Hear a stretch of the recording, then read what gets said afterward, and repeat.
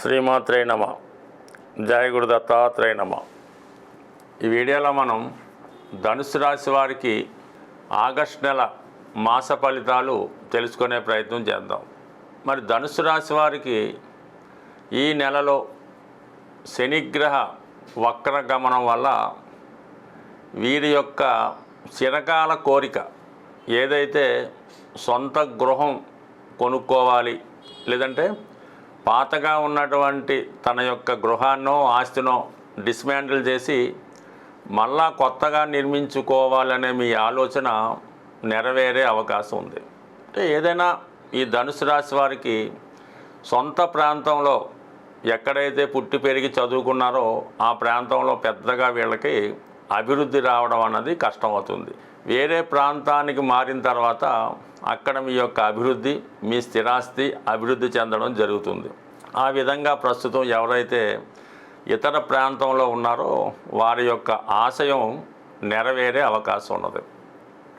ఇది ఏదో విధంగా సొంత గృహానికి కావాల్సినటువంటి ఏర్పాట్లు చేసుకోవడం కానీ, ప్రాథమికంగా దాని యొక్క ఫార్మాలిటీస్ పూర్తి అవ్వడం కానీ జరిగే అవకాశం ఉంది. అలాగే వృత్తి సంబంధించిన విషయాల్లో కొత్తగా మీరు మీ యొక్క వృత్తి వ్యవహారాల్ని, వ్యాపార వ్యవహారాల్ని మార్చే అవకాశం ఉన్నది. అంటే ఒక ప్రాంతంలో ఉన్నటువంటి మీ యొక్క సంస్థని వేరే ప్రాంతంలోకి అభివృద్ధి చేసే విధంగా అవకాశాలు ఎక్కువగా కనబడుతున్నాయి. దానివల్ల మీ వ్యాపార విస్తరణ జరుగుతుంది. ధన విషయంలో మీకు పెద్దగా ఇబ్బంది పడక్కర్లేదు. మీ యొక్క ప్రయత్నానికి ఏదో విధంగా సమయానికి ధనం రావడం, ఆ పని పూర్తి అవ్వడం జరుగుతూ ఉంటుంది. అయితే ఏదైనా మీరు ఏ ప్రయత్నం చేసినా మీ యొక్క కుటుంబ సభ్యుల నుంచి వ్యతిరేకత రావడం మొదలెడుతూ ఉంటుంది. మీ యొక్క అభివృద్ధికి కొంతవరకు మీ కుటుంబ సభ్యులు కారణమవుతుంటారు. అలాగే మీ యొక్క అభివృద్ధి కాకుండా కూడా వాళ్ళే కారణం అవుతూ ఉంటారు. సో ఏదైనా నిర్ణయం మీదే కాబట్టి ఇటువంటి చిన్న చిన్న విమర్శలు వచ్చినప్పుడు దాన్ని పక్కన పెట్టి మీకు ఏదైతే కరెక్ట్, ఏదైతే పర్ఫెక్ట్ అనుకుంటారో ఆ విధంగా వెళితేనే మీరు అనుకున్న గమ్యాన్ని చేరగలుగుతారు. మీ యొక్క కుటుంబ సభ్యులకు విలువిచ్చినప్పుడు ఏదైనా ఒక అభిప్రాయ భేదం రావడం, ఆ పని, ఆ ప్రయత్నం అక్కడితో ఆగడం జరుగుతూ ఉంటుంది. ఏదైనా ప్రయత్నం చేయండి, ఫలితం పొందుతారు. మరి గురువు కూడా ప్రస్తుతం సప్తమ స్థానంలో ఉండడం వల్ల చాలా వరకు ఆధ్యాత్మిక సంబంధించిన కార్యక్రమాల్లో ఎక్కువగా పాల్గొనడం జరుగుతూ ఉంటుంది. ప్రతిదీ కూడా మనం ఈ పని చేయొచ్చా, నిజాయితీగా ఉందా, దీనివల్ల ఎవరికైనా ఇబ్బంది కలుగుతుందా, అవన్నీ కూడా ఆలోచించి ఎవరికి అపకారం లేకుండా, ఎవరికి ఇబ్బంది లేకుండా మీ యొక్క ప్రయత్నం నెరవేరడం జరుగుతూ ఉంటుంది. అయితే కొన్ని పనులు ఆలస్యమైనప్పుడు కూడా సక్సెస్ కంపల్సరీగా ఉంటుంది. కాబట్టి మీరు ఏదైతే చేద్దాం అనుకున్నారో నిర్భయంగా ముందుకు వెళ్ళడం మంచిది. అయితే వివాహ ప్రయత్నాలు చేస్తున్న వారికి కంపల్సరిగా మీకు ఆగస్టు 20వ తారీఖు లోపల అమ్మాయి అయితే మంచి పొజిషన్లో ఉన్నటువంటి, మంచి పర్సనాలిటీ కలిగినటువంటి అబ్బాయి రావడం జరుగుతుంది. అలాగే అబ్బాయి అయితే జీవితంలో ఊహించని విధంగా అంత అద్భుతమైనటువంటి, అందమైనటువంటి పెళ్లి కుమార్తె మీకు రావడం జరుగుతూ ఉంటుంది. బట్ ఏదైనా ఇది ఒక మంచి అవకాశం మీరు నిర్ణయం తీసుకోవడానికి. ఏదైనా వివాహం అన్నది కంపల్సరీగా ఈ సమయంలో జరగడం కానీ, నిశ్చితార్థం కానీ జరిగే అవకాశం ఉంది. చాలా సందర్భాల్లో విదేశంలో కానీ ఏదైనా పెద్ద సిటీలో ఉన్నటువంటి వధువు లేదా వరుడు లభించే అవకాశం ఉంటుంది. తర్వాత ఏంటంటే ఇంచుమించుగా మీకు ఆగస్టు 20వ తారీఖు తర్వాత ఆర్థిక పరంగా ధనలాభం కలుగుతుంది. అయితే వృత్తిలో కూడా మార్పు కానీ, ప్రమోషన్ కానీ వచ్చే అవకాశం ఉన్నది. అంటే దశమాధిపతిగా ఉన్నటువంటి బుధుడు ప్రస్తుతం అష్టమ స్థానంలో సంచరిస్తూ ఈ శుక్రగ్రహంతో కలిగడం వల్ల ఆటోమేటిక్గా మీలో ఉన్నటువంటి టాలెంట్ పెంచుకుంటారు. విద్యార్థులకైతే ఉన్నత విద్యా అవకాశాలు వస్తాయి. ఏదైనా వృత్తిలో ఉన్నవాళ్ళు దాన్ని ఇంకా ఇంప్రూవ్మెంట్ చేయడం, మీ యొక్క సామర్థ్యాన్ని, అలాగే మీ యొక్క ఆఫీస్ యొక్క అట్మాస్ఫియర్ని బాగా ఇంప్రూవ్మెంట్ చేయడం జరుగుతూ ఉంటుంది. దాన్ని బట్టి మీకు ఎక్కువగా వృత్తిపరమైన ఆదాయం లభిస్తుంది.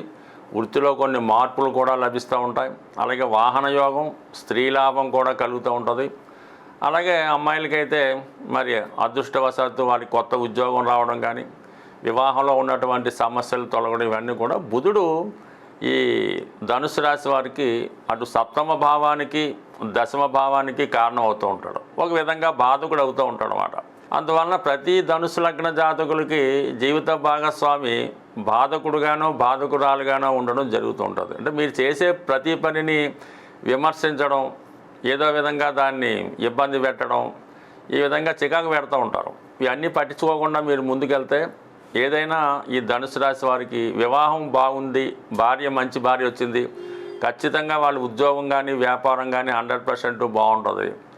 భార్య బాగలేదు, ఇబ్బంది పెడుతుంది, హెల్త్ ప్రాబ్లమ్స్, చికాకులు, ఏదో విధంగా సమస్యలు సృష్టిస్తుందంటే వాడి వృత్తి కూడా ఆ విధంగానే బ్రేక్స్ వస్తూ, ఇబ్బంది పడుతూ, మధ్య మధ్యలో ఆగిపోతూ చికాకు పడుతూ ఉంటాడు. అందుకని ధనుసు రాశి వారి జీవితం అంతా కూడా మంచి భార్య మీదే ఆధారపడి ఉంటుంది. కాబట్టి మరి ఏదైనా కొత్తగా వివాహ వ్యవస్థలోకి ఎంటర్ అవుతున్న వారు చాలా జాగ్రత్తగా ఆలోచించి, ఏదో ఆదర్శాలకు ఇంకో దానికో పోకుండా మంచి కుటుంబం, మంచి ఆరోగ్యం ఉన్నటువంటి భార్యని ఎన్నుకుంటే ధనం దానికదే మీకు లభిస్తూ ఉంటుంది. ఎందుకంటే గురుగ్రహ అనుగ్రహం సంపూర్ణంగా ఉంటుంది. కాబట్టి మీ యొక్క నిర్ణయం అంతా కూడా వివాహం మీదే ఆధారపడి ఉంటుంది. అలాగే ఉద్యోగపరంగా కూడా మీరు సొంత ప్రాంతంలో కాకుండా దూర ప్రాంతంలోనే ఉద్యోగపరంగా రాణిస్తారు. ఈ విధంగా ధనుసు రాశి వారు నిరంతరం విష్ణుమూర్తి ఆరాధన చేసుకోవడం వల్ల, విష్ణు సహస్రనామ పారాయణ చేయడం వల్ల, కనీసం సంవత్సరానికి ఒకసారైనా ఈ వెంకటేశ్వర స్వామి ఆలయాన్ని దర్శించుకొని కళ్యాణం జరిపించడం వల్ల, అలాగే శ్రీరామనవమి, శ్రీరామ పట్టాభిషేకం వాటిలో పాల్గొని కనీసం మరి ఆంజనేయ స్వామి వారిని, శ్రీరాముల వారిని, విష్ణుమూర్తిని వీళ్ళని ఎక్కువగా పూజించుకోవడం వలన మీ ప్రతి సమస్యకి కూడా పరిష్కారం దొరికే అవకాశం ఉంటుంది. సాధారణంగా మన జన్మజాతకం బాగుంది, గోచారంలో కూడా గ్రహాలు అనుకూలంగా ఉన్నాయి, అయినా కూడా సరైన ఫలితం రావటం లేదు అంటే మాత్రం మన గృహంలో వాస్తులో కంపల్సరీగా ఏదో ఒక తేడా కానీ ఇబ్బంది కానీ ఉండే అవకాశం ఉంటుంది. అయితే ఇన్నగాలుగా మేము ఇదే ఇంట్లో ఉంటున్నాం, బాగానే ఉంది, ఇప్పుడు ఎందుకు ఇలా ఉందని కొంతమందికి అనుమానం రావచ్చు. ఏదైనా ఒక గృహానికి శంకుస్థాపన జరిగిన తర్వాత చాలా కొన్ని దోషాలు అయితే ఇమీడియట్గా వస్తాయి, నైరుతి లాంటివి ఉంటే. కొన్ని దోషాలు ఏంటంటే 7 సంవత్సరాల తర్వాత లేదా 14 సంవత్సరాలు దాటిన తర్వాత తమ ప్రభావాన్ని చూపడం జరుగుతూ ఉంటుంది. వాటి నుంచి మనం పరిష్కారం పొందాలంటే ఆ గృహంలో నిత్యం దీపారాధన, పుణ్య కార్యక్రమాలు, పూజా కార్యక్రమాలు, వ్రతాలు, నోములు జరుగుతుంటే చాలా వరకు ఆ పవర్ వల్ల ఆ వాస్తు దోషం అణిగి ఉంటుంది. ఏదో కారణం వల్ల మధ్యలో మానేస్తే ఇబ్బందులు కూడా రావచ్చు. అయితే శాశ్వత పరిష్కారం ఏంటంటే మీ యొక్క గృహంలో వాస్తు దోషం ఉన్నా లేకపోయినా దక్షిణామూర్తి ఫోటో వీలైనంత వరకు ఒక పెద్ద సైజులో ఉత్తరం గోడకి అమర్చవలసి ఉంటుంది. అది దక్షిణ వైపు చూస్తూ ఉంటుందన్నమాట. ఆ విధంగా అమర్చడం వల్ల గృహంలో ఉన్నటువంటి విద్యార్థులకి విద్య బాగా వస్తుంది.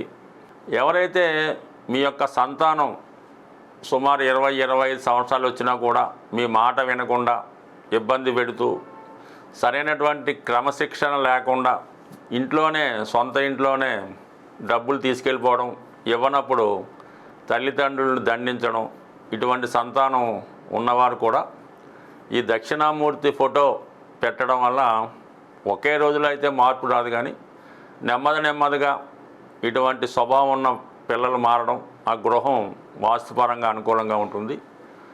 దాంతోపాటు ఇంకొక చిన్న రెమెడీ ఏంటంటే మనకి తెల్ల జిల్లేడుతో చేసినటువంటి శ్వేతార్క గణపతి ఎక్కువగా కాణిపాకం వెళ్ళినప్పుడు అక్కడ అమ్ముతూ ఉంటారు.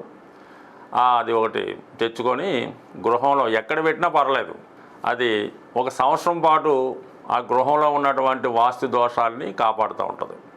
ఓ సంవత్సరం అయిన తర్వాత మళ్ళీ దాన్ని నిమజ్జనం చేసి కొత్త దాన్ని పెట్టుకోవడం వల్ల కంపల్సరిగా చిన్న వాస్తు దోషాలు సాల్వ్ అవుతాయి. అలాగే తరచూ ఈ మోటార్ సైకిల్ కానీ కార్లు కానీ యాక్సిడెంట్లు అవుతున్నాయి అనుకున్నప్పుడు కూడా వాళ్ళు ఆ కారులో ఈ తెల్ల జిల్లేడుతో చేసినటువంటి విఘ్నేశ్వరుడు యొక్క ప్రతిమని పెట్టుకోవడం వల్ల ఆ సమస్యల నుంచి బయటపడడం జరుగుతూ ఉంటుంది. సహజంగా ఈ తెల్ల జిల్లేడు చెట్టు ఒక 100 సంవత్సరాలు ఆ పైన ఉన్నప్పుడు సహజంగానే వాటి వేర్లు వినాయకుడి రూపంలో ఏర్పడడం జరుగుతుంది. అదృష్టవశాత్తు అది ఎవరికన్నా లభిస్తే అలా మొత్తం ఏ విధంగా కటింగ్ చేయకుండా ఆ రూపాన్ని అలాగే తీసుకొచ్చి మన గృహంలో కానీ లేదంటే దానికి ఒక దేవాలయం కట్టి పూజించుకోవడం వల్ల ఎన్ని తరాల నుంచి వచ్చినటువంటి ఇబ్బందులన్నా తొలుగుతాయి. ఎంత గొప్ప రోగమైన నుంచైనా బయటపడడం జరుగుతూ ఉంటుంది. ఇది సాధారణంగా వాస్తుపరమైన సమస్యలు ఉన్న వాళ్ళకి. ఇంకా జనరల్ ప్రాస్పరిటీ నిమిత్తం ఒక చిన్న పరిహారం ఎక్కువగా ఇది ఉత్తరాదిలో ఈ ఒరిస్సా ప్రాంతంలో కానీ బీహారు లేదంటే యూపీ ప్రాంతాల్లో ఎక్కువగా వాడుతూ ఉంటారు.